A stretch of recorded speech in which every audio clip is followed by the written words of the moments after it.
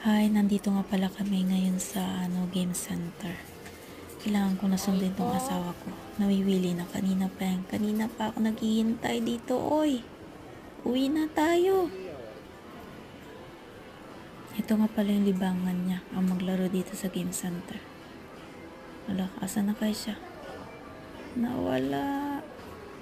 Asan na? Kanina pa ako naghihintay na ko.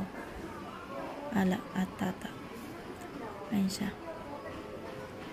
Meron siya pinasok ng coin dun sa machine na yun.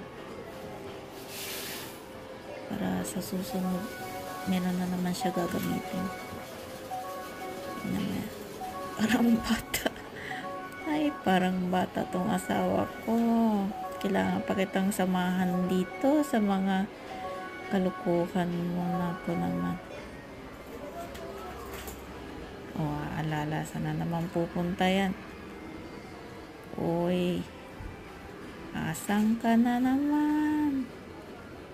Nako naman.